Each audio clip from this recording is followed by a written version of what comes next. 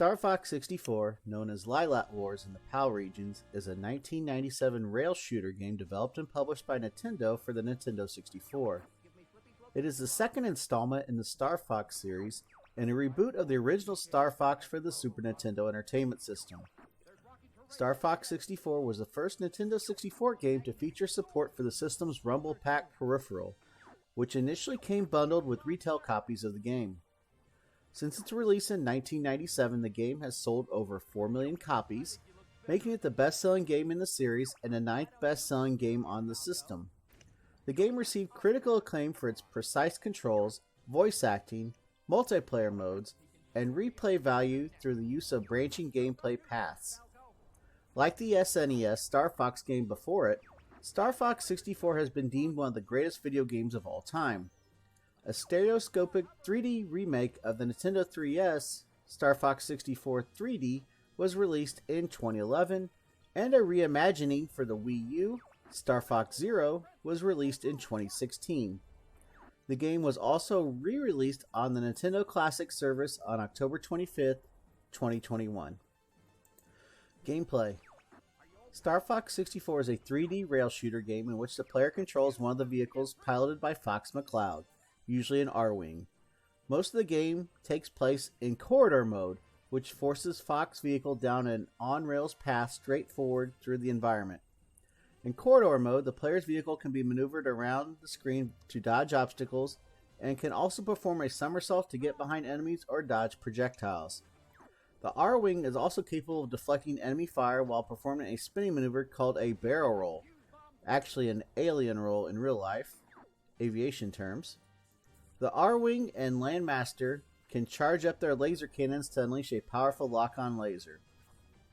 In addition to corridor mode, some stages of the game, including multiplayer and most boss fights, take place in all-range mode. In this variant, the player can move freely in a three-dimensional space within the confines of a large arena. The R-Wing can also perform one new maneuver in all-range mode, a U-turn to change direction. Throughout the game, the player can fly or drive through power-ups to collect them. These include silver and gold rings that refill the vehicle's shields, weapon upgrades, wing repairs, extra lives, and Nova Bombs. Returning from the original Star Fox are wingmen that fly with the player in their own R-Wings. Fox's wingmen periodically attack enemies or are pursued into the player's field of view, requiring the player to shoot down the pursuers before the wingman has to retreat to the Great Fox Mothership for repairs. The character will then be unavailable to start the next stage, but may return if enough time passes. Each wingman provides a different form of assistance to the player. Slippy Toad scans bosses and displays their shields on the player's screen. Peppy Hare provides gameplay advice, and Falco Lombardi occasionally locates alternative routes through stages. Some stages also feature special appearances from supporting characters Cat Monroe or Bill Gray, who assist the team. The game features a branching level system in which more difficult paths are unlocked by completing certain objectives. Players can also change paths once the current mission is accomplished. All the game's possible routes start at Corneria, eventually putting the player in contact with the Star Wolf team, and end at Venom in a confrontation with Andross. To add replay challenge, the game also features awardable medals, which are earned by accomplishing a mission with all wingmen intact and having achieved a certain hit total. Obtaining medals unlocks bonus features such as a new multiplayer vehicles, cosmetic changes to Fox and single player, and additional game settings such as expert mode. Vehicles. The R-Wing is the primary fighter craft used by the Star Fox team. The player can use the fire's boost meter to perform special techniques to avoid collisions, change direction, and gain tactical advantages in combat. Certain levels also put the player in a tank-like vehicle called the Landmaster, as well as a submarine named the Blue Marine on the planet Aquas. Each vehicle shares some tactical characteristics with the R-Wing while providing its own unique gameplay elements. Multiplayer. Star Fox 64 features split-screen multiplayer support for up to 4 players simultaneously. At first, users can only play using the R-Wing fighter, but by earning certain medals in the main campaign, players can unlock the Landmaster tank and fight on foot as one of the 4 members of Star Fox equipped with a bazooka. Multiplayer is the only place where players can use a Landmaster with upgraded lasers. There are 3 modes of multiplayer play. A point match in which the player must shoot down an opponent a certain number of times, a battle royale in which the last player left wins, and a time trial to destroy enemy fighters. Plot. Characters. The Star Fox team is a group of mercenaries who are enlisted by General Pepper to defend the Lylat system. The team consists of Fox McCloud, a red fox who took over leadership of the team after his father, James, was captured and killed by Andross in a prior assault. Fox is the game's protagonist and the only playable character in story mode. Falco Lombardi, a falcon who is an excellent fighter, but is also quite cocky and self-assured. He looks for alternate routes and shortcuts. Peppy Hare, a rabbit who was part of the original Star Fox team. He survived an escape when Pigma betrayed the team, which led to James's capture. He serves on the current Star Fox team as a mentor to Fox during missions. Slippy Toad, a frog who is the team's mechanical expert. He is cheerful and energetic, but also prone to get himself in trouble. He provides the player with valuable information about certain enemies and bosses. Star Fox receives instructions and support from General Pepper, a bloodhound and leader of the Cornelian militia. The team's mothership, the Great Fox, is piloted by a robot named Rob-64. 2 other supporting characters appear in certain missions to provide aid to the Star Fox team. Bill Gray, Fox's bulldog friend and leader of 2 fighter units, and Cat Monroe, Falco's friend and former gang member. Andross is the game's primary antagonist who resembles a monkey or ape. He is an evil mad scientist who is intent on capturing and controlling the Lylat system. To stop Star Fox's progress, Andross recruits the Star Wolf team, a rival band of mercenaries consisting of the team leader, Wolf O'Donnell, a wolf and Fox's longtime rival, Leon Pawlowski, a sinister chameleon who targets Falco, Andrew Oconee, Andross's nephew who goes after Slippy, and Pigman Dengar, a pig and traitor to the original Star Fox team who chases his former teammate Peppy. Story. On Corneria, the 4th planet of the Lylat system, the scientist Andross is driven to madness and nearly destroys the planet using biological weapons. General Pepper exiles Andross to the remote planet Venom. 5 years later, Peppy detects suspicious activity on Venom. Pepper hires the Star Fox team, James McCloud, Peppy Hare, and Pigma Dengar, to investigate. After Pigma betrays the team, Andross captures James and kills him. Peppy escapes from Venom alive and informs James' son Fox about his father's fate. 2 years later, Andross launches an attack across the Lylat system. Defending Corneria, Pepper summons the new Star Fox team, now consisting of the new team leader, Fox, Peppy, who's now his mentor, and his friends Falco Lombardi and Slippy Toad, the new members of the team. While traveling through several planets, the team battles with Andross's henchmen, including the rival mercenary team Star Wolf. After the team arrives at Venom, Fox confronts Andross alone, with the encounter taking 2 different forms depending on how the player approaches the planet. If the player arrives from Bolse, Fox destroys a robotic version of Andross, leaving Andross himself adrift in the Lylat system. If the player arrives from Area 6, Fox reveals Andross's true form as that of a floating brain, and finally kills him. Shortly before his death, Andross activates his base self-destruct system in a last-ditch attempt to kill Fox. However, James's spirit appears and guides Fox out of the exploding base before disappearing again. After defeating Andross in either encounter, Fox returns with his team to Corneria for a victory celebration. Pepper offers the team the opportunity to join the Cornerian army, but Fox declines and the team departs. Following the game's credit sequence, the player's final score is presented as a bill Pepper receives from the Star Fox for their services. Development.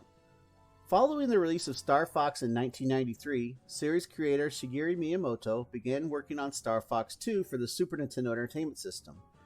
By 1995, Miyamoto and the team had largely finished development of Star Fox 2 before realizing that its release would require the upgraded Super FX2 chip, which would increase the cost of the game. Furthermore, newly launched competition consoles, namely the Sega Saturn and the Sony PlayStation, possessed processing power and graphics capabilities that dwarfed those of the SNES, making Star Fox 2 appeal obsolete.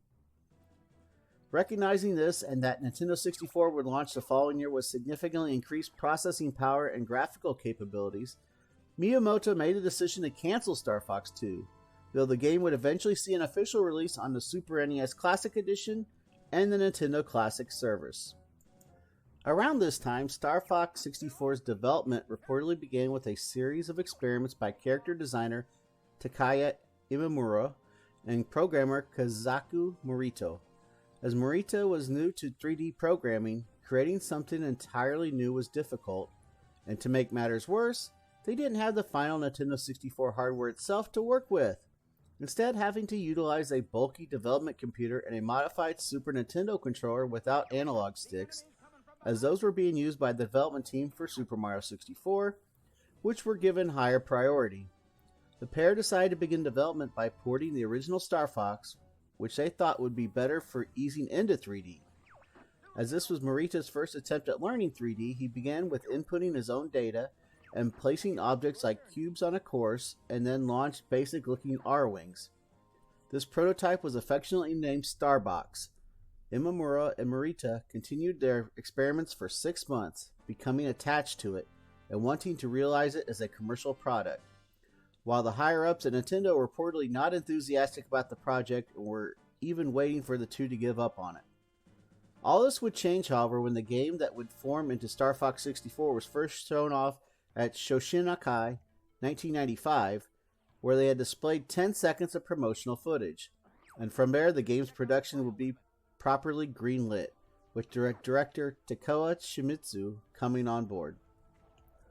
While Imamura was credited solely as Star Fox 64's art director, he would actually be responsible for many other aspects of the game, from planning to writing the overall plot, instructing the composers on what kind of music he wanted for it, and coming up with the gameplay mechanics and graphics, later describing it as the game of his life.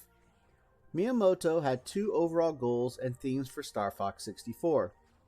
The first was to create a more fleshed out Star Fox game, as they weren't able to achieve a high enough processing speed for the original Star Fox because of hardware limitations. The other goal was also to retain some of the best elements from the then cancelled Star Fox 2, not wanting all of that development team's efforts to go to waste. As such, the development team, which was composed primarily of different staff members from those who had worked on Star Fox and Star Fox 2, barring certain alumni such as Miyamoto and Imamura, cribbed heavily from the work that had been done in those two games, stating in an interview that roughly 30% of 64's gameplay came from the original game. Roughly 60% came from the cancelled sequel, and the remaining 10% was original work done during development. In particular, Miyamoto said all range mode, multiplayer mode, and the Star Wolf scenario all came from Star Fox 2. In regards to the all range mode, Morita reportedly worked on this aspect in secret initially as an experiment, inspired by what he saw from Star Fox 2. The game's branching pathways were meant to act as a middle ground between the original Star Fox's static difficulty routes and also Star Fox's 2 more freeform gameplay. At some point in development, it was decided to include extra NPC characters such as Bill and Kat as a way to enhance the experience based on player interactions, to make their choices in the branching paths feel like they mattered. One new aspect of gameplay was the addition of levels that used the Landmaster tank and the Blue Marine submarine, which were conceived off by members of the development team rather than Miyamoto himself, in response to Miyamoto's suggestion that the game include a human-type craft, which the team generally did not approve of. The team originally intended for the game to contain multiple underwater levels, but ultimately scaled back as they found that the underwater levels slowed down the pacing of the game. The team also wanted to include another variation of the Venom stage, where Fox would step out of the R-Wing and battle Andross on foot with a bazooka, but this was discarded for the time and its remnants were repurposed for the game's battle mode. With the underlying gameplay largely complete early in development, Miyamoto and the team focused the majority of their efforts on graphics, audio and dialogue, and enemy AI, seeking to harness the Nintendo 64's processing power.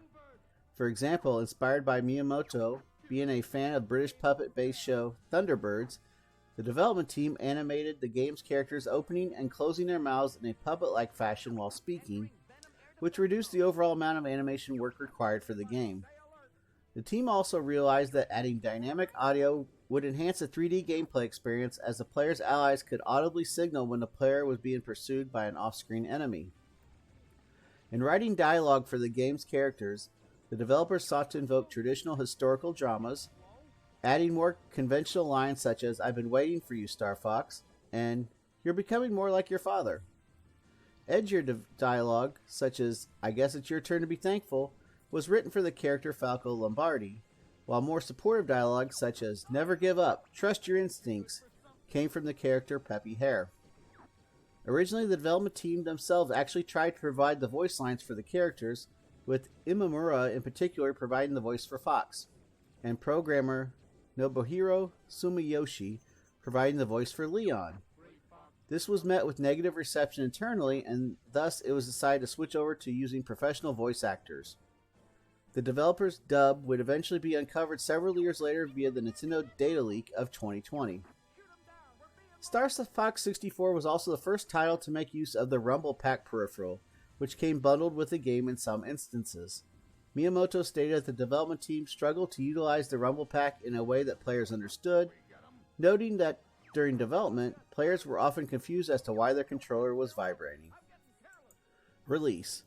The game was first shown publicly at E3 1996, where Nintendo released a video of an early version of the game.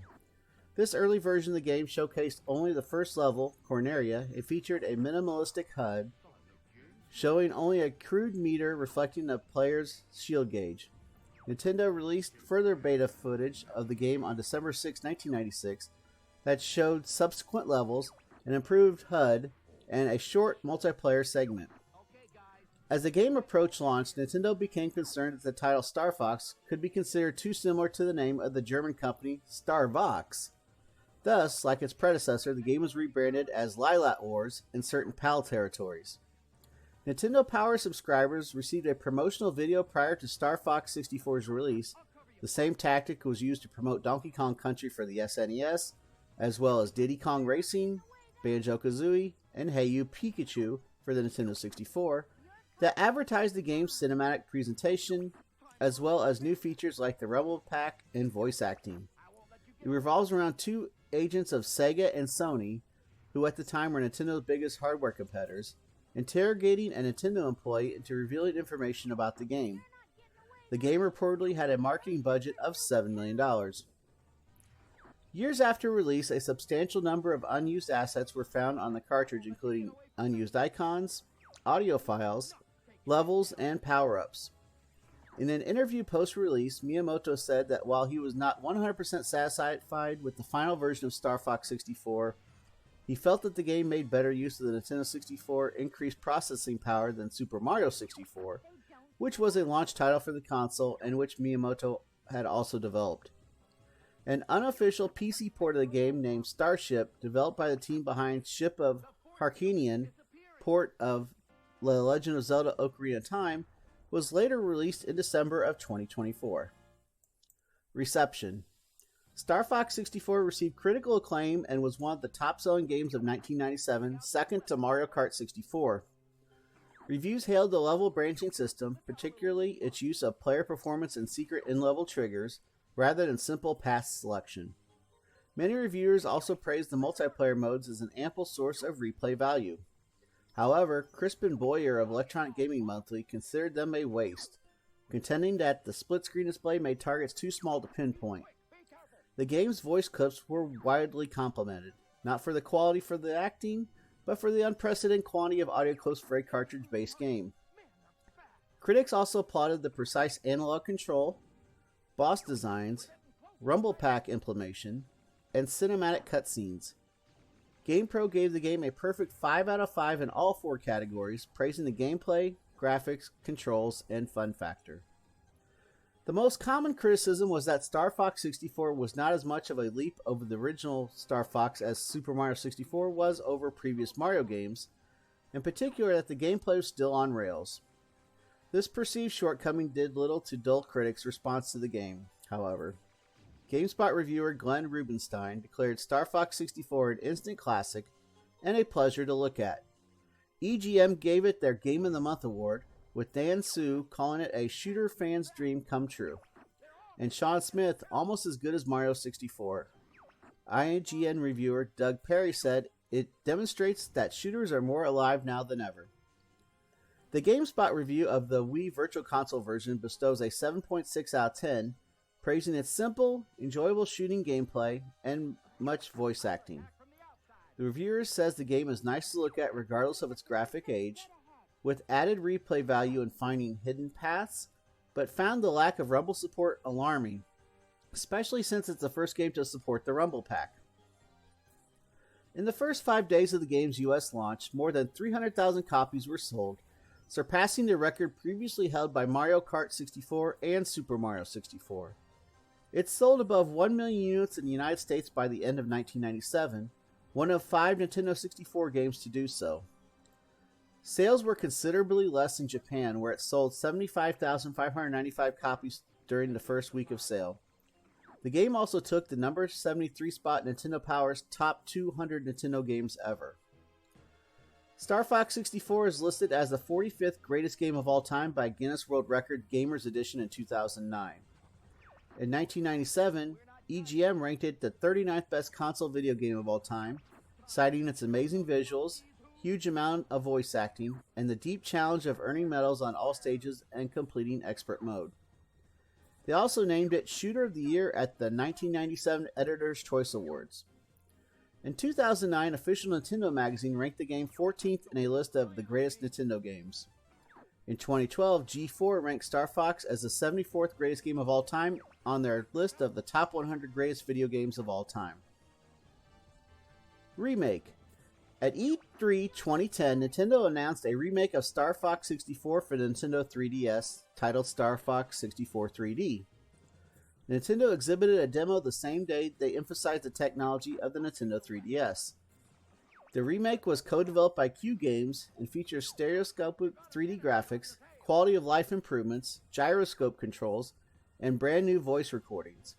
The game was released on July 14th in Japan and September 9th, 2011 in Europe and North America. This marked the first time that Star Fox 64 had been released in PAL territories under the original Star Fox name. While the remake supports multiplayer for up to 4 players via download play, the game does not have an online multiplayer mode. All information in the video today was provided by Wikipedia.